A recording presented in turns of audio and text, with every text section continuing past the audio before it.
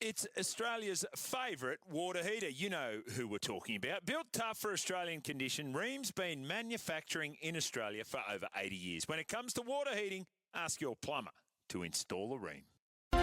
Yes, it is. Sam Edmund house sitting for Jared for the remainder of this week, but G will be back in his rightful position at Monday on Monday next week. Quick, says Simon and Mitch, and ring the AFL to change the rules that if you're sorry or remorseful, you should get off all charges. That's in reference to Isaac Heaney. So where's Sydney go from here? I mean, they've got the avenue for the appeals board. They haven't made a decision yet, so it's absolutely up in play at the moment. Sydney working through it this morning in terms of whether they let this one go or whether they try to free Isaac Heaney, a la Paddy Cripps from a couple of years ago at the appeals board. And a lot of you, if your texts are any guide this morning, will certainly be happy to hear that if they do. Waitley is for the Hyundai Tucson run-out sale. Enjoy up to $1,500 off petrol, $3,000 off diesel variants. T's and C's do apply. So it is hard to recall a year where the umpiring, or probably more accurately, the AFL's instructions that shape the umpiring have been such a ferocious topic of conversation. Now, there has been some contentious late-game calls that, yes, they have fueled all of that, but there's no doubt a lot more goes into this than specific decisions on any given day. So we wanted to find the right time to have our next guest on. We held it over last week, given all the noise out of last week, and I'm hoping we can now have a chat about the officiating and the bigger picture in a more serene environment. Rob Kerr is the Chief Executive of the AFL Umpires Association. Rob, good morning and thanks for joining us. No problem, Sam. Looking forward to the chat. Oh, as am I. I guess, so 17 rounds into the season, Rob, how have you assessed it all from an umpire's perspective? Yeah, well, I think the year has had some challenges. I think you summed it up pretty nicely at the start there. If you speak to people in umpiring, they'll tell you that you can expect a fair bit of noise to percolate around 7 or 8 and then through the bye period. So they almost think there's a bit of an annual cycle. It was interesting last week at their training session, the umpires coach, Michael Jennings, put up an article from the footy record from 34 years ago, and you would have thought it had been written last week. It was pretty much all the same sort of same issues, even holding the ball got a run. Really? Yeah. But I think this year, it'd be reasonable to say it's maybe been a little more extended, and I think we probably got off on a slightly awkward footing on that front with score review process. That kind of added to it. But I feel like last weekend I happened to have a decent dose of the flu, and the upside was spent a fair bit of it on the couch watching footy, and I felt like last week was a really well umpired round of footy. So as I said, the CEO of the AFL Umpires Association, you are essentially the voice of the officials out there on any given day. Has the game ever been more difficult to umpire, do you think, Rob? Oh, no, I don't think it has. And I don't base that. Like, I'm not from an umpiring background. My background's playing and I've had various jobs in sports admin. So I rely heavily on the conversations I have with some of the very senior umpires who've been in it for 20 plus years. And, it's just that there's you add more rules as the game develops, and, the AFL has to respond to trends in the game. But those extra additions, like, stand, for example, seems simple, but it adds more complexity, breaks up where umpires are focusing their attention at different times. Players adapt to changes in rules. Like, you think of over the shoulder, well, suddenly you have players who drop in tackles to draw free kicks. So then you've got to rework the rules a bit to cover those sorts of instances. So, and then the trend of the game is you look at how it's evolved over time. There's clearly more congestion than there was 20 years ago or beyond that. So there's more contact, there's more tackles, there's more possessions. So it's a more complex game to umpire. So if I was to ask you a question as open-ended as what can be done to make an umpire's job easier, would there be one thing that immediately comes to mind or a couple of things? I think it's always a drive to get as much clarity as you can and communicate that clearly to everyone. And I feel like, I know there's been a little bit of talk about it, and I kind of agree with some of it. I think there's a place for a laws of the game type committee. I've been involved long enough to have actually sat on the Laws of the Game Committee and then the Competition Committee at a different time. And I think it's always helpful to have a body that has responsibility for, revisiting how the game is operating in terms of referencing it to the framework and the charter that we want to see the game played to, and then how are the rules operating against that. And then always, trying to find the simplest solution. Generally, the simplest solution is the best solution. I'll give you one example this year. The change that was made to the ruck rule, where previously, Yep. if it was a straight arm, it was a free kick for a block, and then they amended it so you didn't have to look so much for that, whether the arm was straight or not. And speaking to one of the more experienced umpires, he feels like that's made it much easier to adjudicate ruck contests. But then again, now you start to hear a little bit of noise of, is there too much wrestling? That sort of thing. So I think the game could do worse than, pretty regularly go back to a wise group and just check how we're going against the parameters or the vision we have for the game. And let's also check the rules against that and make sure that we've got the simplest and easiest set of rules we can for the umpires to enforce. So you were in contact with the officials regularly, of course, in your role. How would you describe the mood of the umpires this year, maybe compared to years gone by? I mean, how happy are they? What would their job satisfaction be like, would you say, Rob? Oh, look, the one thing I'll say about umpires, they're an incredibly resilient and very professional group. You'll never get perfection, but you'll always get their best effort. And I'm continually amazed at just how their capacity to put the noise behind them and get on with the job for the next week. Like every group of employees, occasional frustrations will rise to the fore, but they're not afraid to express that to the umpiring department, and the umpiring department, to their credit's willing to listen to that. So a lot of that gets talked through. I mean, we recently went through a bit of a process where, we had some concerns around the amount of umpire contact that was occurring, and that was a frustration for the group. We worked through that with the AFL and the umpiring department, and we've now got the free kick in play, which we think is necessary, because you just can't have umpires getting cleaned up as they back out of centre bounces. But I just use that as an example of, the dialogue's generally pretty open between the two, and a big part of our role is, if umpires are expressing frustration around something that's bothering them with regards to their work, then we'll certainly take that to the AFL. And nowadays, that person is Stephen McBurney, who's our first point of contact. And I think this year, perhaps one of the challenges I alluded to earlier was that we didn't have that role in place at the start of the year. So that probably clouded the waters a little.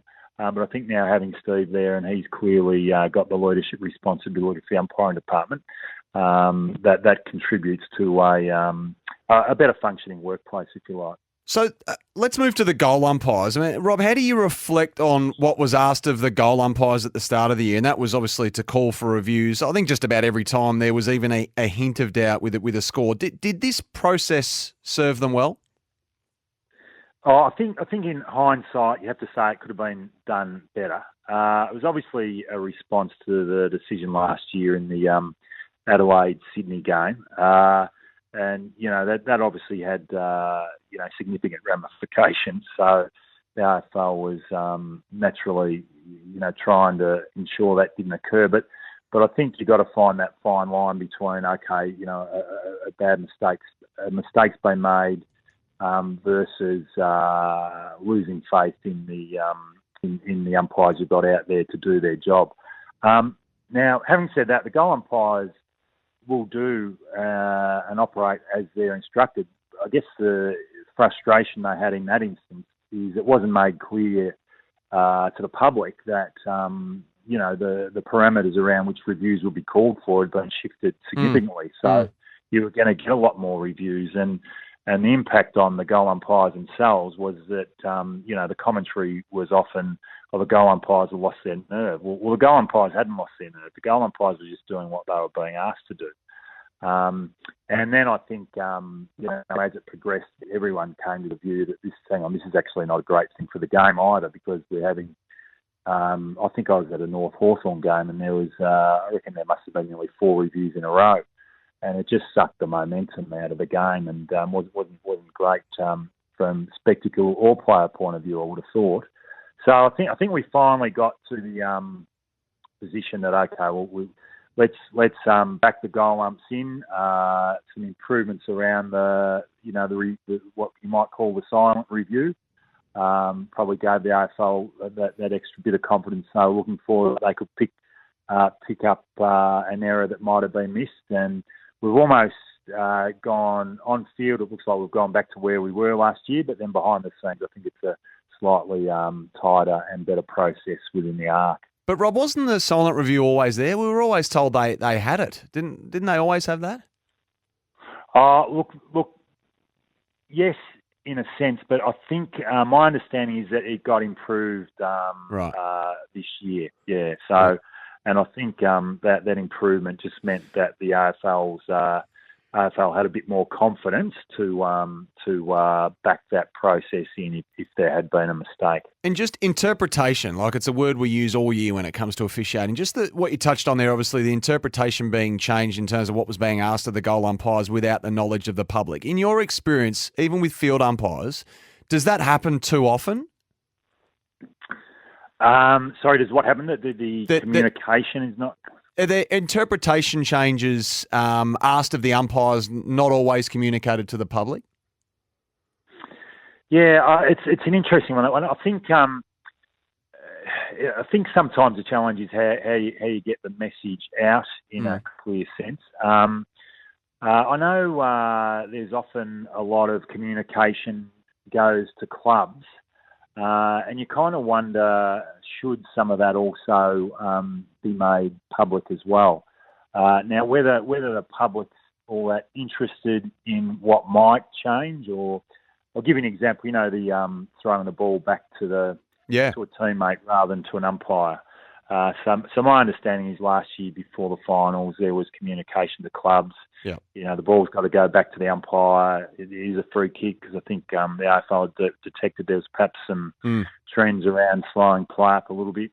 Now that was sort of a preemptive thing. Do you then promote that to everyone, or do you just hope that the issue is managed at club level? But I think, as in most things, I would err on the side of over-communicating and making things public rather than the other end of the spectrum. So yeah, there's maybe room for it. One of the issues we've discussed a lot, and we even had this discussion at the start of the last CBA negotiation, was do we make umpires more available publicly for conversations with media post games, that sort of thing. So we had a good chat around that. I think the AFL felt maybe they weren't ready to go down that path. I think it's something they do in the NBA. It's all pretty well managed. Were the umpires willing to do that, Rob? Some of the senior guys were, yeah. And provided you set up the right structure around it. Like, it certainly wouldn't be an open slather, press conference type thing.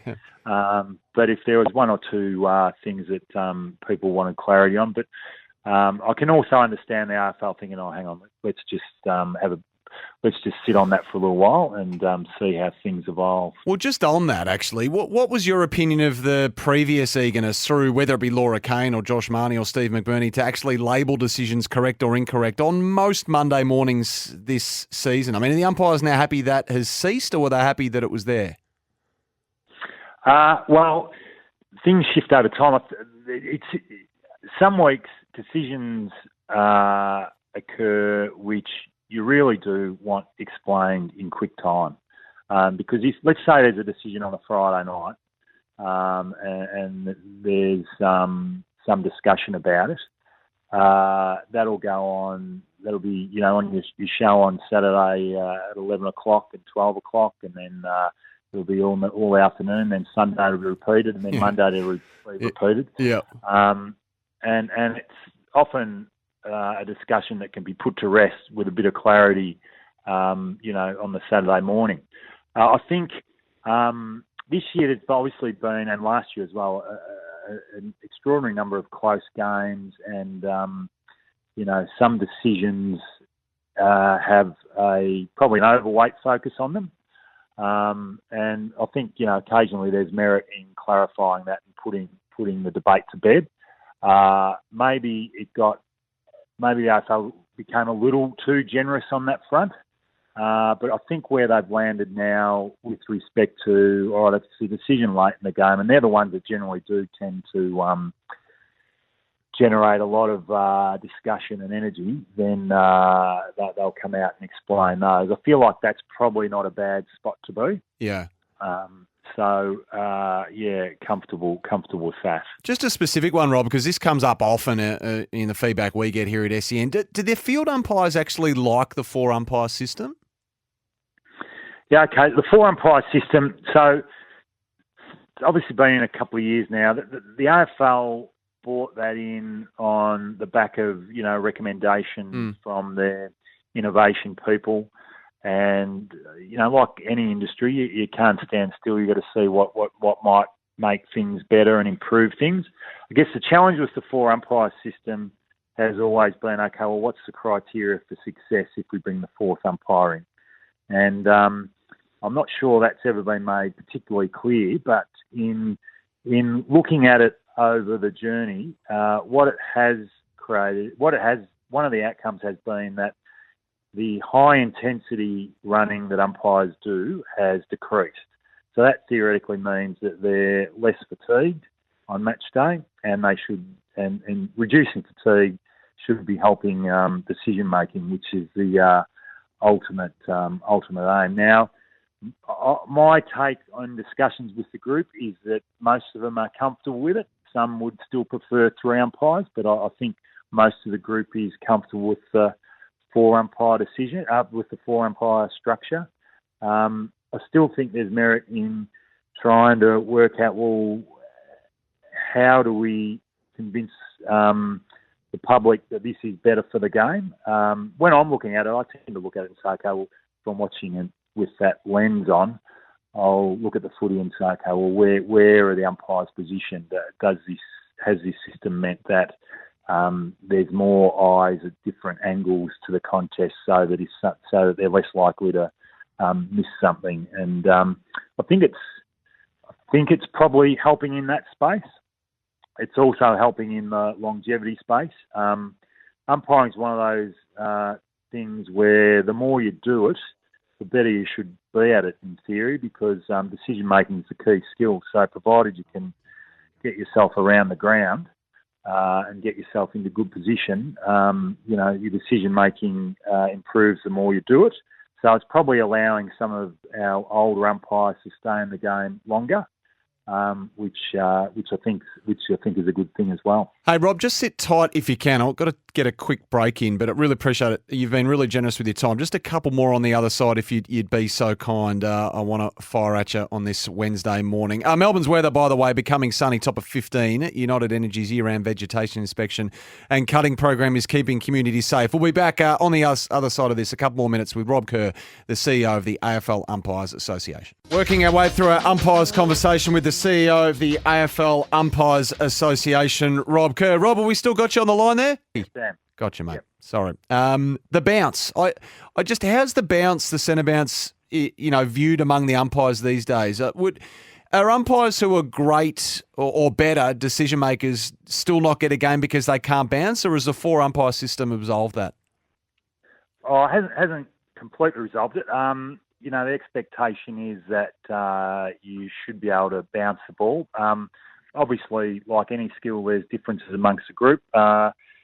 And there's probably variation in opinions as to whether the bounce stays or goes. The one issue with the bounce, I guess, is that, there are some umpires who've had long-term injuries, which will be permanent, really, as a result of just the repetition and the strain that goes with the bounce. And I suspect that over time, the bounce might become more of a ceremonial thing than more ceremonial than it is now, where it's just after the goal. So what's the majority view, Rob? Would most happy to see the back of it?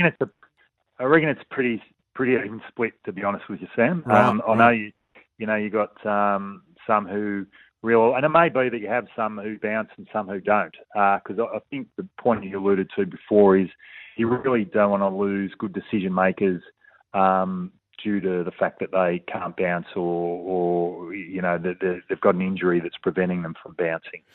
Just while we're on specifics, Caroline Wilson reported back in May, I think it was, that AFL umpires didn't or don't have a permanent training ground or facility. Is that actually correct? Is that still correct? Well, in Victoria, it's been problematic since 2020 because once the Carlton facility was redeveloped or began redevelopment, the umpires were moved out of that, which had been their base for some time. So they've had a few different venues as potential training bases, none of which have really satisfied all the requirements. Currently, Marvel is used probably more than any other venue, but the problem with Marvel is the lights are always on the ground. You don't get access to the full ground. The fields have the benefit of being able to access the arc, but you wouldn't say goals can't use both ends. Boundaries do their running and they're dodging electric cables, that sort of thing. So it's far from ideal. We've made a fair bit of noise about that, and to the AFL's credit, they've invested a fair bit of time this year to try and source alternative venues with a view to them being a permanent base. And some of them are going to be trialled over the next couple of weeks. So we're hopeful that there's progress being made on that front. But, one of my lines is, the game's been going for over 130 years and we haven't managed to find a base for umpiring in Melbourne, which is not ideal. Just got a couple more for you, Rob. I don't want to get right into the holding the ball issue at all, but the interpretation change mid-season relating to the shortening of reasonable time. I mean, would the umpires prefer these changes be made at the end of the season, or are they comfortable with changes on the fly as significant as these? Well, I think everyone would be more comfortable with the end of the season, the AFL included, but the game's always throwing up things that you have to respond to. Yeah. And I feel like that, particularly in interest of the two key drivers, in my view, with respect to the rules, should be the look of the game and, secondly, player safety. And I think on both fronts there had to be a bit of a change with holding the ball. You could just see players getting rotated so often that there's going to be a tangle of legs and someone would break a leg or something like that. The Mac Andrew, Charlie Curnow one was the classic, and I think it was probably the one that really became the reference point for the change. So it would be easier for umpires if they had the opportunity to train it in the pre-season, because they get to see it more, they get to practice adjudicating it more. But, the guys are professional. If they have to respond to something that's for the benefit of the game, then you're not going to get much argument. But what you probably need is a bit of understanding that, like a team changing its game plan mid-season, it's not going to be bedded down and running beautifully within a week or 2 weeks, maybe even 3 weeks. But I feel like last weekend in particular, it just looked to me like the balance and the exposure got to the point where everyone was pretty consistent. That's the other thing. You've got 44 umpires that you're trying to bed that change down, and you're going to get some variation. But if the game requires change, well, then umpires will do what the game needs. Hey, we're really pushed for time, Rob, but I just wanted to quickly ask you, I reckon one of the biggest misconceptions is the umpires umpire. They have good calls, bad calls, but they umpire, then they just go home and they train during the week. Can you give us an insight into how much rigour, coaching, analysis, assessment the umpires are beholden to in the modern game for those who think, they're not held to account? Yeah, well, it's really very similar to what happens at clubland. As an umpire's umpiring, there's someone in the arc coding the game and marking decisions, marking what that person might think is a missed decision. That vision then gets fed to the umpire and the coaches to comment on. Then the coaches will have a meeting amongst themselves, which they call a calibration meeting, where they go through some of the contentious ones and try and get consistency across the group as to what the right decision is. Coaches will have a meeting with umpires will have a meeting with their coach and sit down and work through the various decisions. And I can tell you, no one mulls over decisions more than the umpire themselves. And it's very important for them to get it right because it's their careers, it's their opportunity to get into finals. Yeah, it's their opportunity to keep maintain their spot on the list. And then in addition to that one-on-one, the whole group comes together at training, and there'll be clarification around some of the decisions, and there'll be discussion within the group. They really do dissect it all in drive to try and be as consistent and get it right as often as they possibly can. So there's a whole lot of work goes on behind the scenes, and I can assure the public that they don't just walk off the ground and put their feet up and move on. There's a lot of review and assessment that occurs between each week. Rob, fantastic. Really glad we could make this happen this morning. Thanks a lot for your time. We appreciate you covering what was quite a bit of ground with us this morning. No problem at all, Sam. Pleasure. There he is, Rob Kerr, the AFL Umpires Association Chief Executive, on a wide array of topics when it comes to the officials. We're overdue for the news headlines. Here's Adam Pont. Elements Bar and Grill, the masters of steak and home of Sydney's most popular tomahawk steak.